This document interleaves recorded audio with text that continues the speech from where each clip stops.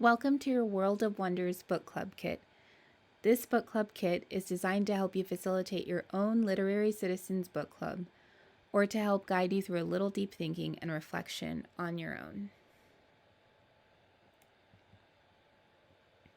The Literary Citizens Book Club is inspired by the Living Writers class taught at SDSU by Professor Megan Marshall, and as such, much of Professor Marshall's framework for that course has been incorporated here. For example, in this book club, we read books by living writers, but we are not limited by genre.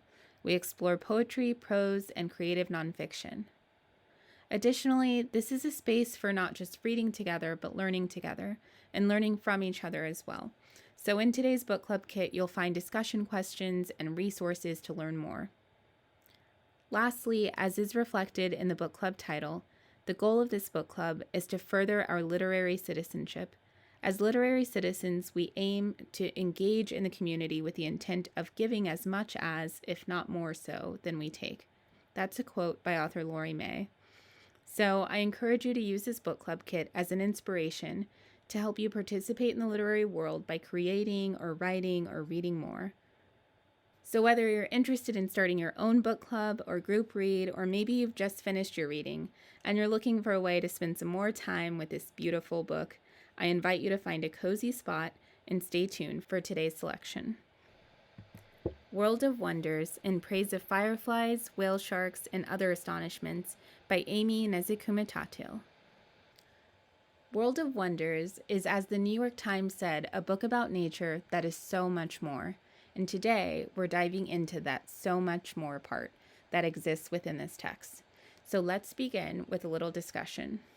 As I read the discussion prompts, feel free to pause to give yourself time to journal or discuss with your book club group. Prompt number 1.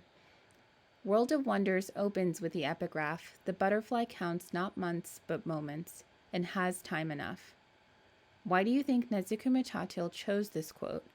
In what ways does the butterfly symbolize her personal story?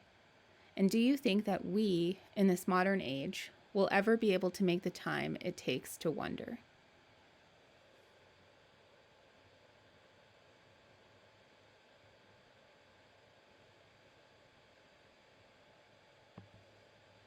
Prompt number 2.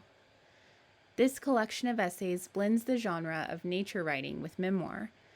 The axolotl smile invites us to experience one of the author's early encounters with white America's beauty standards.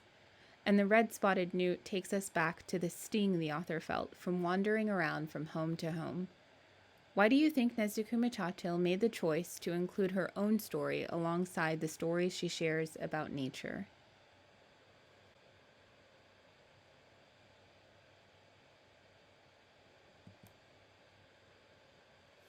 Prompt number 3. From her third grade teacher insisting peacocks were not American enough for a school project, to people shouting namaste at her at the grocery store, Nezhukumatathil gives us a peek into her own journey with identity and belonging, or rather not belonging. In what other ways does World of Wonders illuminate the author's experience as an Asian American brown girl growing up in the U.S.?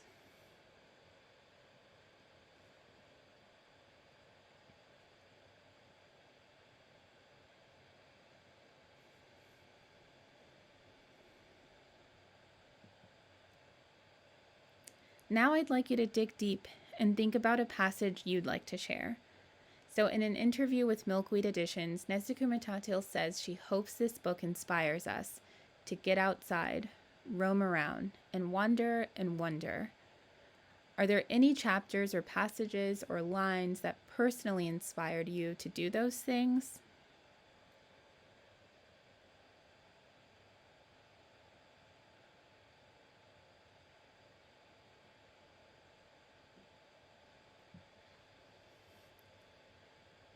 So hopefully you were able to share a passage with your group or take the time to mark it in your book.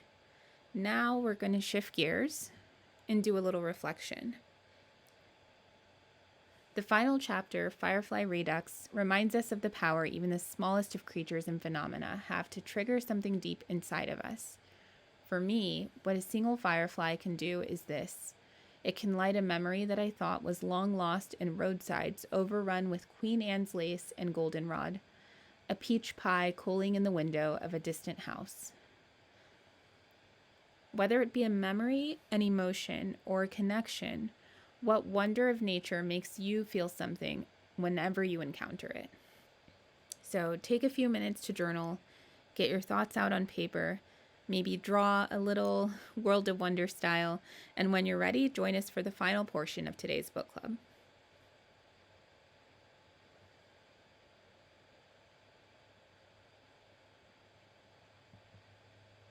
So as we bring our book club to a close, I'd like to share some additional titles to help you find more books that you might like. Sort of if you liked this book, try these books. First, I have Silent Spring by Rachel Carson, one of the classics in environmental literature. Second, The Unexpected Truth About Animals. So if you loved learning about cassowaries and axolotls, you'll love this book by Lucy Cook. It's funny and it's fascinating. And lastly, The Tree and Me by Karina Lukin. I chose this book for how it weaves the personal and the natural in a very different way, so as a picture book. Also, if you enjoyed the illustrations in Aimee's book, this book is beautifully illustrated with these vibrant pops of neon pink, a color that Aimee is drawn to in World of Wonders as well. Okay, so I thought for our very last bit of time together, it would be fun to end the book club with an activity. In honor of World of Wonders, let's go outside. All you need is an open mind and an open heart. Sketchbook and binoculars are optional. And if you're not ready to go on a full nature walk, you can always start small. Start by visiting a local park. Start by seeking out the nearest open space. Start by looking up. Start by listening. What do you hear? What do you see? What do you notice? Finally, let's get outside, let's roam around, let's wander, and let's wonder.